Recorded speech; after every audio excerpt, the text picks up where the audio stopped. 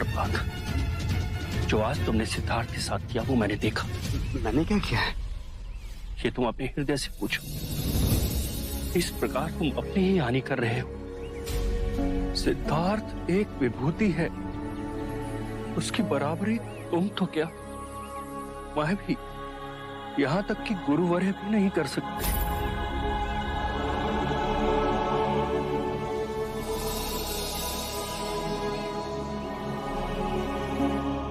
क्षमा करें मुझे, मैं अब कभी सिद्धार्थ की साधना में बाधक नहीं बनूंगा।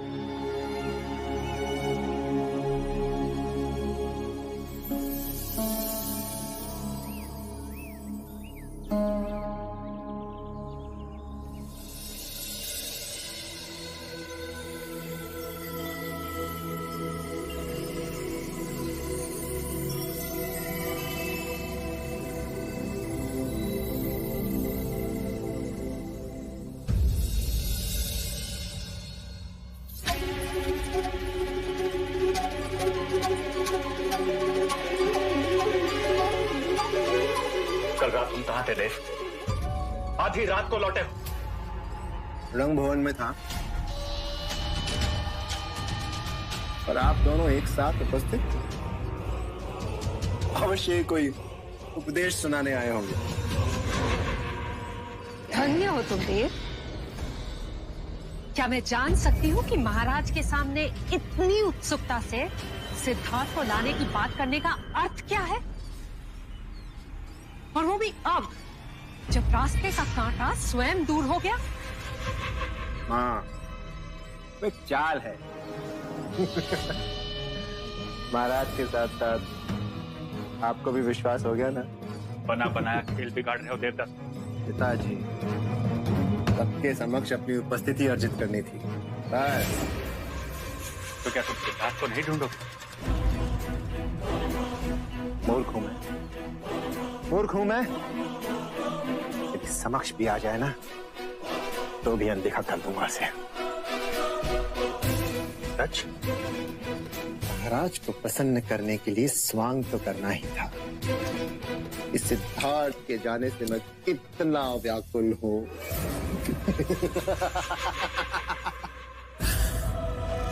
मैं इतना मूर्ख नहीं हूं कि ये भी न समझ सकूं कि भाग्य ने मुझे दूसरा अवसर दिया है।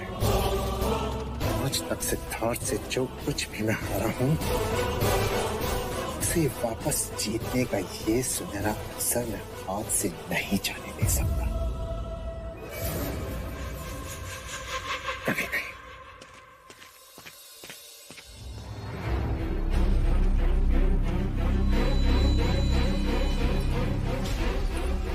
सोचा था जब मेरा पुत्र होगा तो रूप तुमसे लेगा और बुद्धि मुझसे, पर यहां तो उल्टा ही हो गया। कहना क्या चाहते हो तुम? संकट की घंटियां बज रही रानी मंगला। जब भी ये मूर्ख अपनी बुद्धि का प्रयोग करता है तो कोई ना कोई नई समस्या खड़ी कर देता है। क्यों कोस रहे हो मेरे पुत्र को? अपने भाग्य को कोस रहा हूं। एक हमारे पुत्र को देखो और एक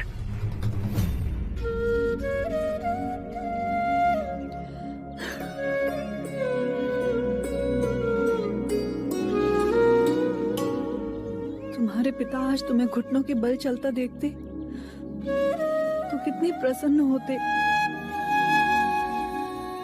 हर माँ पिता के लिए उनके बच्चे का पहली बार चलना, पहली बार बोलना कितना हर्ष उल्लास देता है। तुम्हारे पिता इन सबसे वंचित रह जाएंगे। राहुल, इतनी जल्दी भी बड़े मत हो जाना।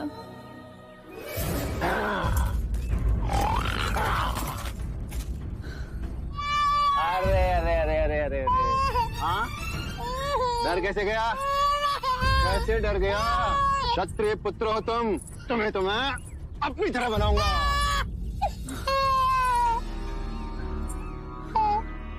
मैं तुमसे पूछता हूँ, क्या तुम नहीं चाहती कि तुम्हारा पुत्र पराक्रमी बने, बलशाली मेरी तरह, हाँ, कि अपने पिता की तरह सन्यासी?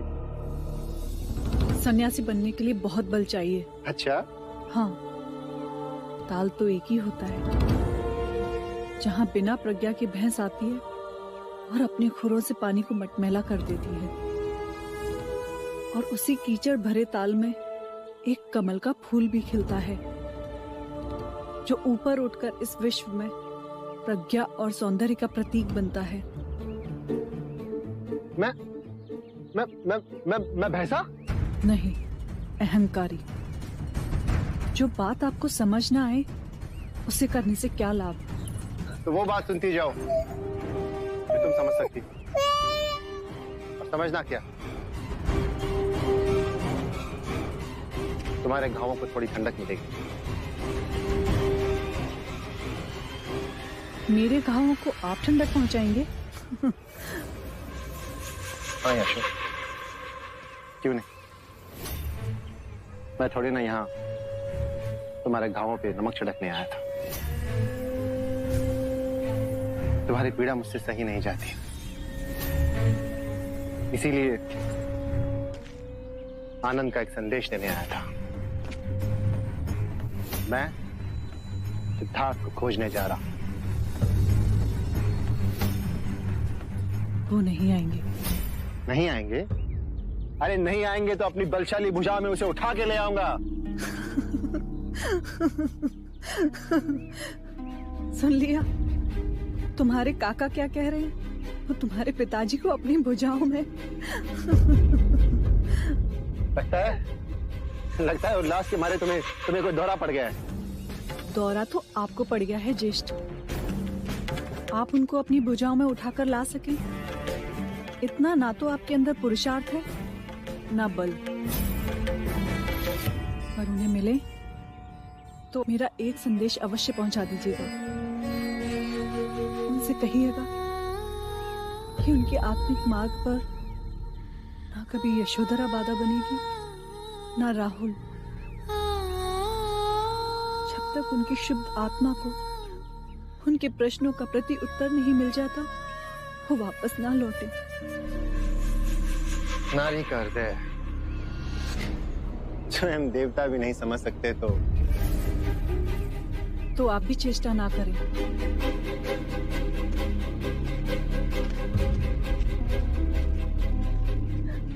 हे मेरे देव, मेरे स्वामी, एक पत्नी की प्रबल इच्छा है कि आपको अपने प्रश्नों का उत्तर शीघ्र ही मिल जाए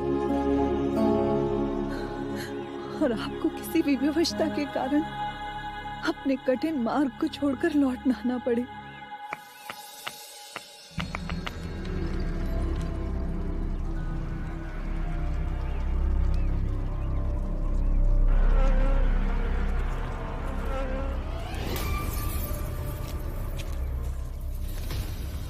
फिर सिद्धार्थ का ध्यान भंग करने की चेष्टा कर रहे हो।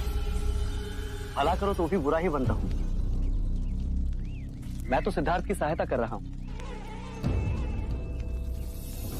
ऊपर देख, उस मधुमक्खी के छत्ते पर धूप गिर रही है, जिससे बेचैन होकर उसकी मधुमक्खियां इधर उधर घूम रही हैं। और कुछ मधुमक्खियां तो सिद्धार्थ पर भी बैठी हैं। अब अगर मधुमक्खियों ने उन्हें काट लिया तो क्या उनका ध्यान भंग नहीं होगा? अनुभव, इसलिए मैंने नीम की पत्तियां जलाई, जिसके धुएं से मैं उन्हें बचा सकूं। क्षमा करना मित्र, मुझे लगा तुम सिद्धार्थ से ईर्ष्यावश कोई नया खेल रच रहे हो। नहीं, अब मैं बदल गया हूं। आपने तो मेरी मन की आंखें ही खोल दी। गुरुवरी ने तो यह भी कहा है कि आप स्वयं ध्यान ना करो तो कोई बात नहीं, परंतु यदि आप दूसरों के ध्यान में सहायता करें तो आपको भी अपना लक्ष्य मिल ही जाएगा।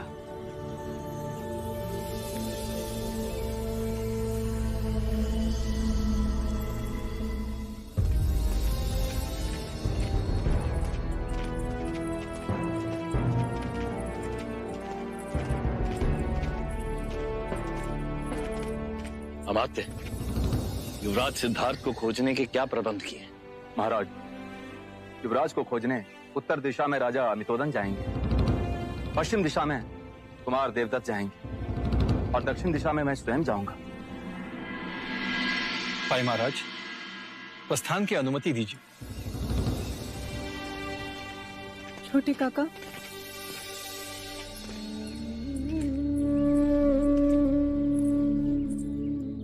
जब आप युवराज सिद्धार्थ को ढूंढने में सफल हो जाएं,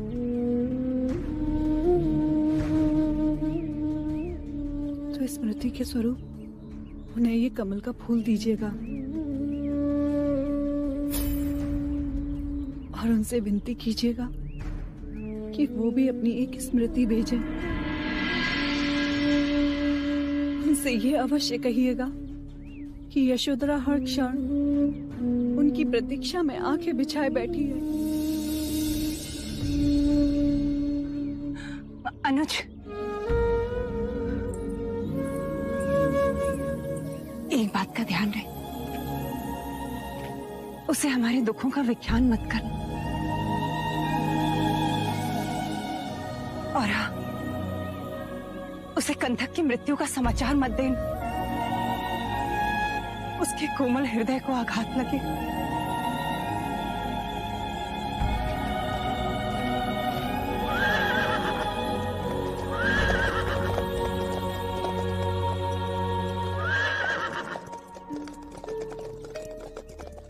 हे ईश्वर, सिद्धार्थ को ढूंढने में और उसे वापस लाने में इनके रास्ते की सारी बाधाएं दूर कर दो।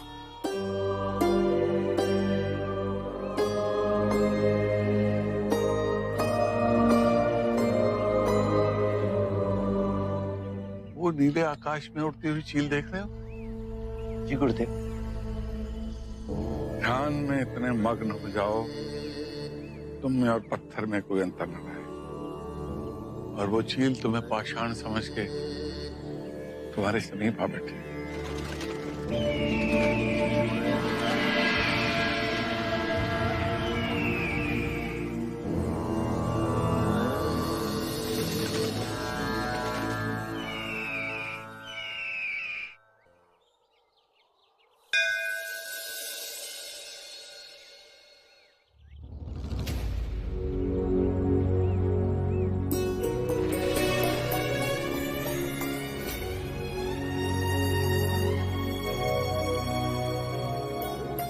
मेरे सिद्धार्थ की रक्षा करना।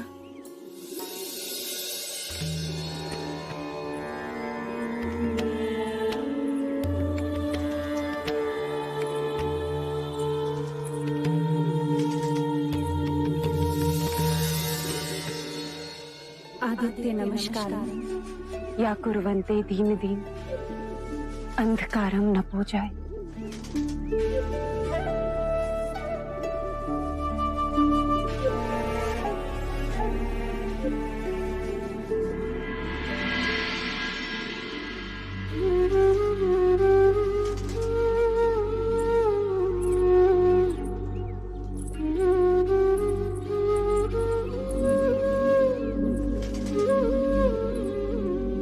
यशो, यहाँ एकांत में बैठे क्या सोच रही हो? पहले युवराज की बातें अनोखी लगती थी, और अब जब सोचो तो बातें बहुत सत्य लगती हैं। वो कहते थे या तो ईश्वर कहीं नहीं है, या कण कण में ईश्वर है। तो सोचा, यदि कण कण में ईश्वर है तो मैं यहाँ बैठूं या मूर्ति के सामने बैठकर प्रार्थना करूं? बात तो एक ही है। पर भगवान के सामने प्रार्थना करके मैं मांगू भी तो क्या?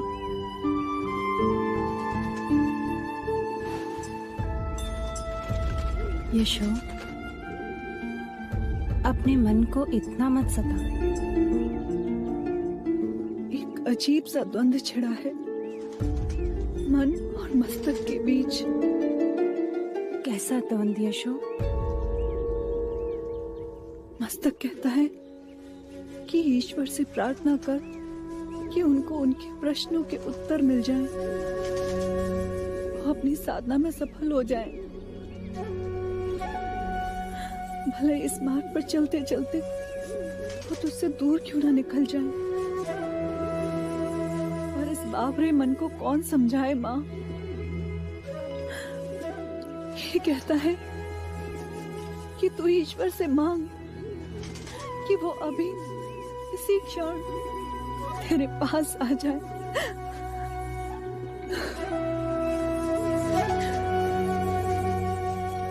एक और भय प्रतिदिन मेरे मन में प्रबल होता जा रहा है माँ। जैसे उनका लौटना असंभव लग रहा है। यशो,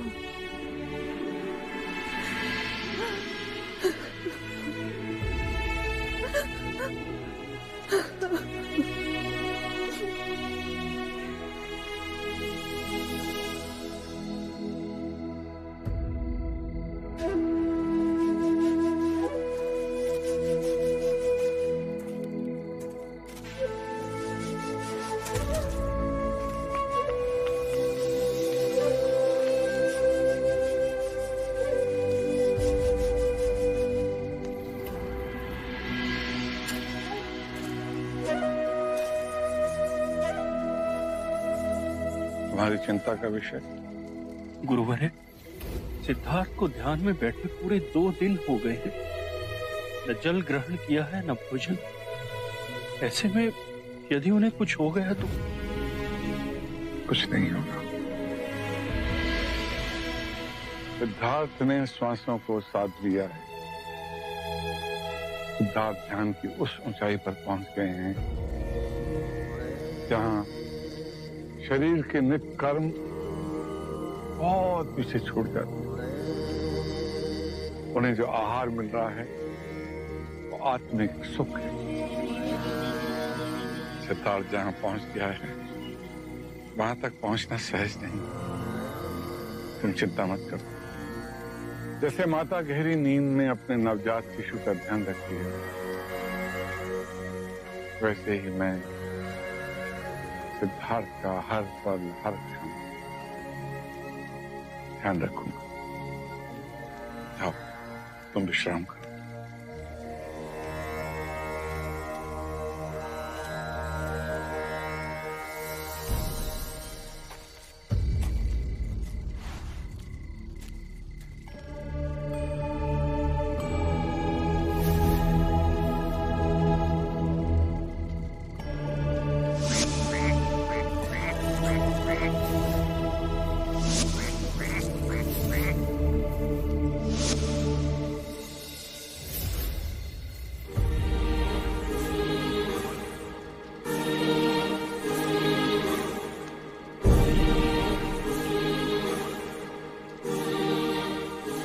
तुम्हारा ध्यान 2 दिन बाद टूटा है। मुझे समय का ज्ञान ही नहीं रहा गुरु। इस बार मुझे ऐसी अनुभूति हुई जैसे मैं एक पंख की तरह हल्का हो गया। कहीं दूर नीले गगन में उड़ान भर रहा हूं। पहले पक्षियों की तरह, फिर बादलों की तरह और ऊंचा उठा, और फिर धीरे धीरे शरीर का आभास जाता गया। ऐसा लगा जैसे मैं एक वृक्ष की तरह हूं, पृथ्वी से जुड़ा, पर दूर अनंत तक मेरी बाहें फैलती जा रही हैं।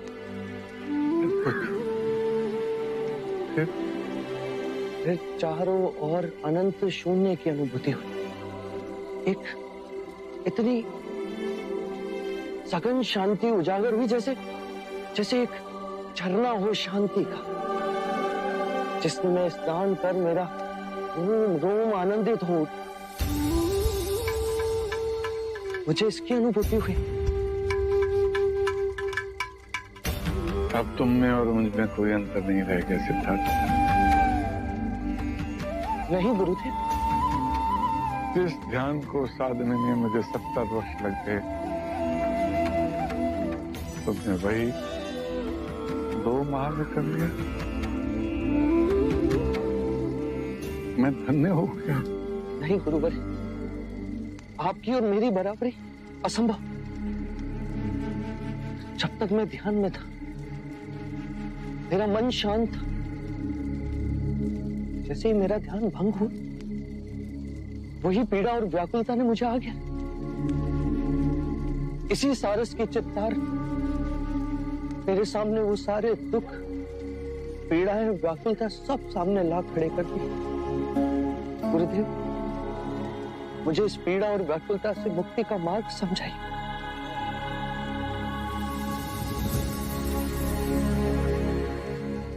मेरे पास जो भी ज्ञान था वक्त मैंने तुम में उड़ेल दिया। मेरा पात्र खाली,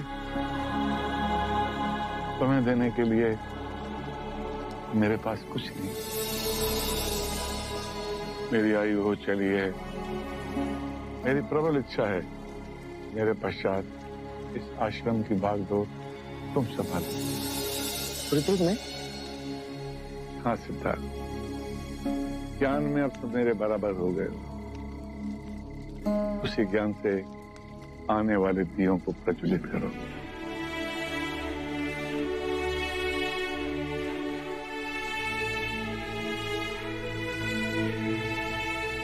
गुरुदेव, आपने मुझे इस योग्य समझा, पर इस विषय में सोचने के लिए मुझे कुछ समय चाहिए। ठीक है, सोच लो। मुझे तुम्हारे उत्तर की प्रतीक्षा रहेगी। प्रणाम गुरुजी।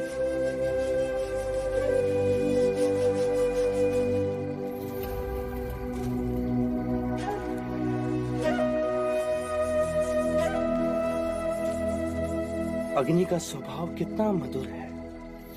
ठंड में ठिठुरते लोगों को ताप देती, भूखों को भोजन बनाने की ऊर्जा। परंतु ये अग्नि एक ही घर की सीमा में बन जाएगी। एक परिवार को सुख देने के लिए अग्नि अनगिनत मानवों को अंधकार और यातना में तो नहीं छोड़ सकती। गुरु की आज्ञा के आगे मैं नतमस्तक हूं, पर मैं यहाँ ठहर नहीं सकता। साधना के मार्ग में मैं जहां तक पहुंचा हूं, उसके आगे बहुत बड़ी अनंत की यात्रा तय करनी है। मुझे जीवन और मरण के चक्र से मुक्ति का मार्ग खोजना है।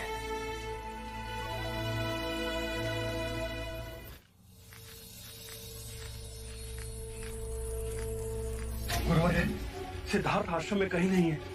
कहीं वो हमें छोड़कर तो नहीं चला गया? सिद्धार्थ को अनुमति की आवश्यकता नहीं है, पर मुझे विश्वास है वो मुझे बताए बिना नहीं जाएंगे।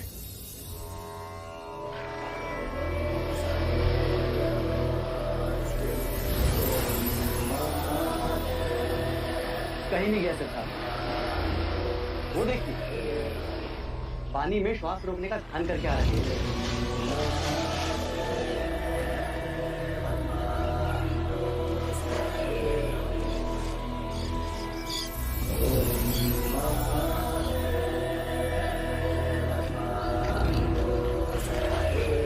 सिद्धार्थ, मुझे तो लगा तू हमें छोड़कर चले गए हो। मेरी आध्यात्मिक यात्रा को आगे बढ़ाने के योग्य केवल तुम ही हो सिद्धार्थ। इस आश्रम की बागडोर अपने हाथ में ले लो बस। यह आपका मुझ पर अपार स्नेह है गुरुवर, और मेरे मन में कुछ और। कहो, निर्भय होकर कहो। गुरुवर, मैं आश्रम छोड़कर जाना चाहता हूँ।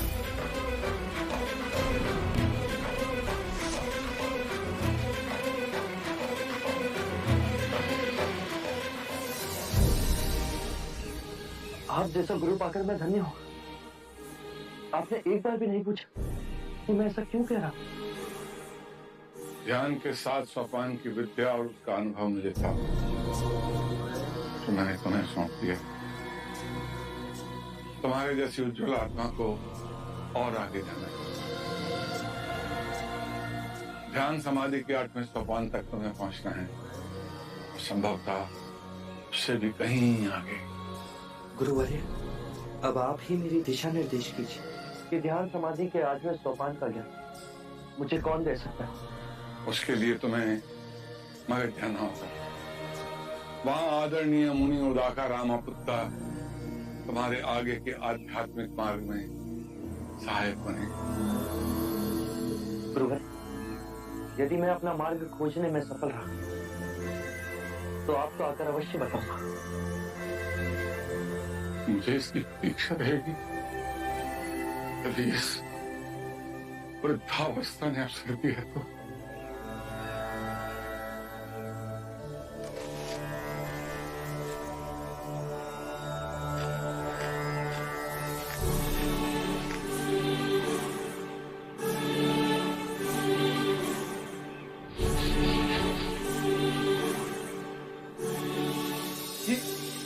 ये आप क्या कर रहे हैं गुरुवर? तुम भी उनके चरणों की धूल अपने माथे पे लगा दो। कदाचित ये अवसर कभी मिले ना मिले। वो देखो, युग पुरुष चला जा रहा है। युग युगांतर के पश्चात ऐसा युग पुरुष धरती पर अवतरित होता है और धरती पावन धन्य हो जाती है।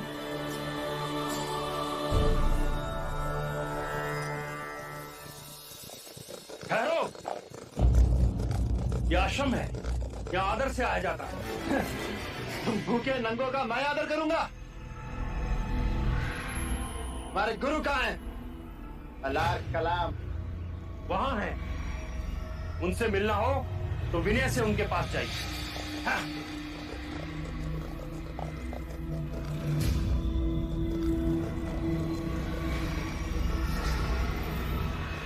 सिद्धार्थ कहाँ है?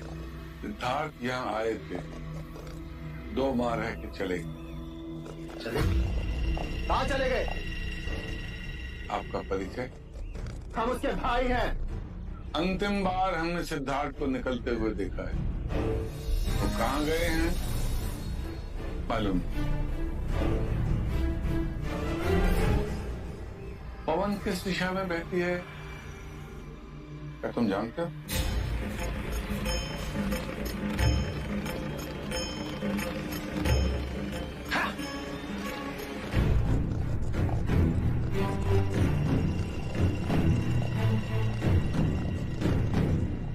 आप असत्य नहीं बोलते हैं गुरुदेव, परंतु आपने सिद्धार्थ के भ्राता को ये क्यों नहीं बताया कि सिद्धार्थ उड़ाका रामापुट्टा के आश्रम में गए हैं? क्योंकि मुझे आभास हो गया था कि सिद्धार्थ का भ्राता उसे हानि पहुंचा सकता है। अर्थात वो सिद्धार्थ की हत्या भी कर सकता है।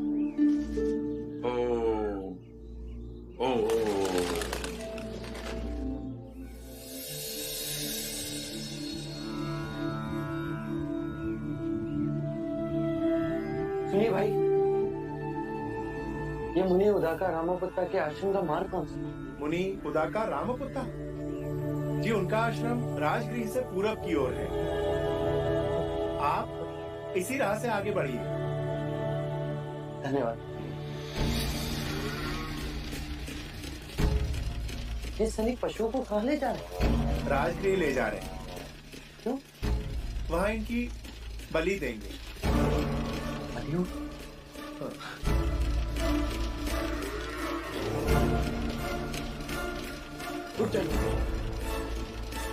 क्यों निर्दोष पशु पर अत्याचार कर रहे हैं? ऐसा बाबा, हमारा मार्ग छोड़ो। मैं अपने प्राण त्याग सकता हूँ, पर आपका मार्ग नहीं छोड़ सकता। पहले आप ये बताइए कि निर्दोष पशुओं को कहाँ लेके जा रहे हैं? इन सबको बलि के लिए ले जाया जा रहा है। आप इन निर्दोष पशुओं का वध करना चाहते हैं? ये आपका धर्म है। तो फिर इन पशुओं की बलि देने से पहले आपको एक नर बलि देनी होगी। ये मेरा धर्म है। कौन देगा नर बलि? मैं दूंगा नर बलि। क्यों हमारे आड़े आ रहे हो? हमें हमारा काम करने दो। हमारे महाराज एक बहुत बड़ा यज्ञ करने के लिए जा रहे हैं और हमारी प्रथा है कि यज्ञ के बाद बलि दी जाए। किसने बनाई ऐसी प्रथा?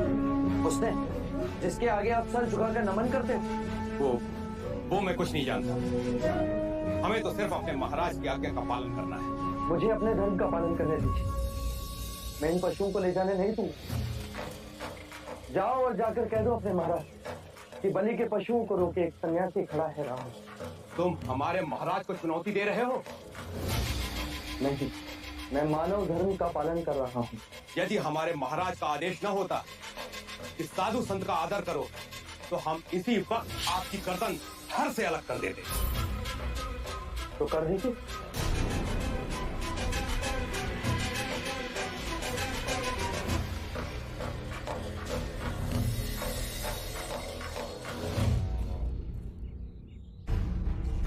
महाराज, 101 पशुओं की बलि यहाँ चढ़ाई जाएगी। उत्तर में मंडप सजाया जाएगा और 1001 विधियां उधर होंगी। ध्यान रहे किसी प्रकार का विघ्न न पड़े। महाराज की जय हो।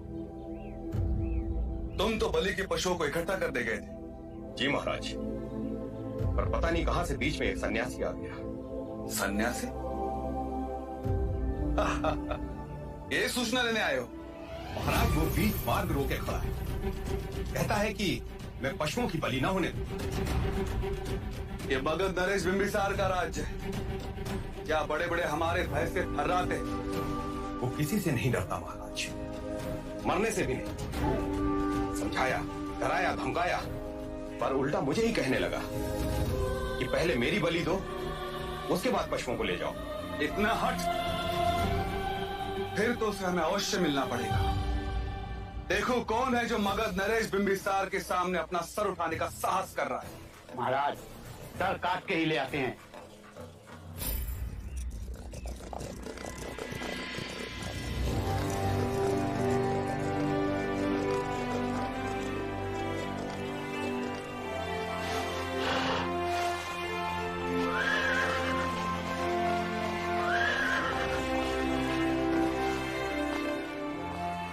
ये मेरा राज्य है, यहाँ केवल मेरा आदेश चलेगा।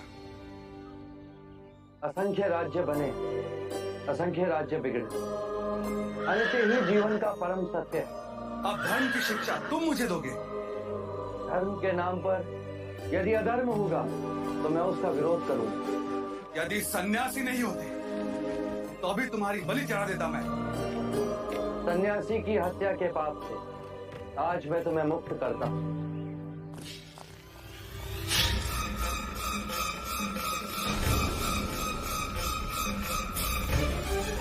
आज पंडित साहब,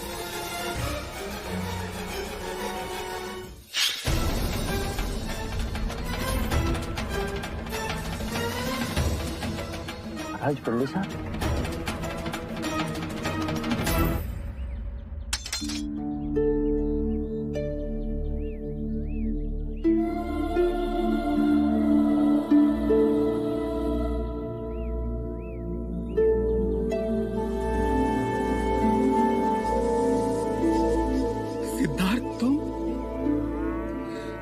सन्यासी?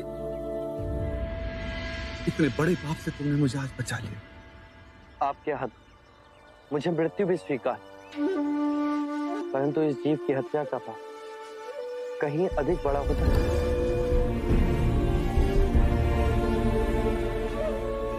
प्रश्न ये नहीं मित्र कि मैं जीऊं या मरूं, प्रश्न ये जीवन और मरण के इस चक्र से मुक्ति का कोई तो मार्ग है। यदि है तो उसे खोजना मेरा लक्ष्य है, नहीं तो इन मूक पशुओं की तरह अकारण ही जीऊंगा और अकारण ही मर जाऊंगा। क्या दोष है इन निर्दोष पशुओं का जो महाराज बिंबिसार आपको इनकी बलि देनी होगी? इनमें भी हमारी तरह जीवन की ऊर्जा है। ये कौन सा धर्म जो कहता है कि एक निर्बल को मारने से अशुभ समय टल जाता है? यदि इन मूक पशुओं के मुंह में जीवा होता तो ये भी पूछते कि पाप करे कोई और भरे कोई। यदि ये धर्म है तो आज एक निर्बल सन्यासी आपसे कहता है कि ये अधर्म है।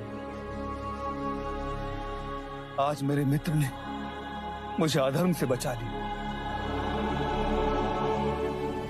आज से मगध में कोई बलि नहीं दी जाएगी।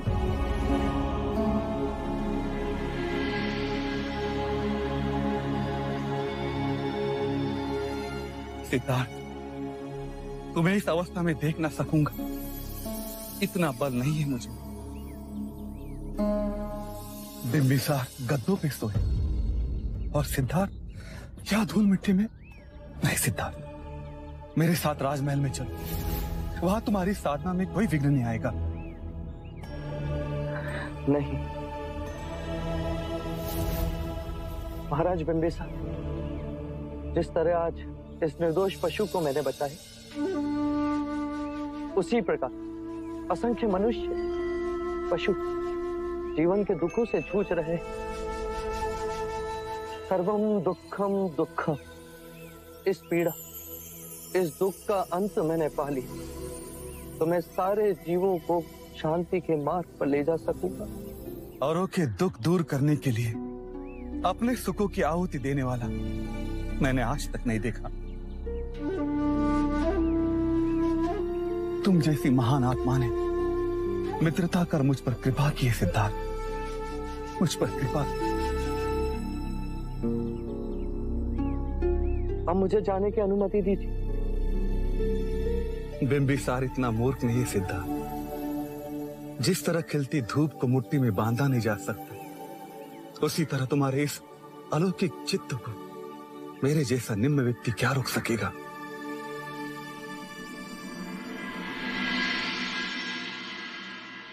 सिद्धार्थ, मित्र को एक वचन दोगे? जब भी तुम्हें मुक्ति का मार्ग मिल जाए, तब उसका ज्ञान देने के लिए इस बिंबिसार के पास आओगे। वचन दिए।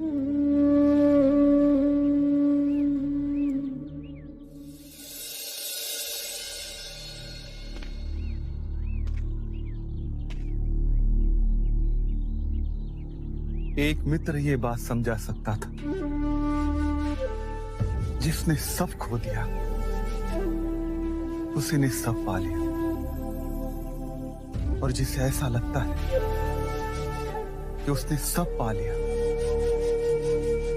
उससे बड़ा निर्धन कोई नहीं।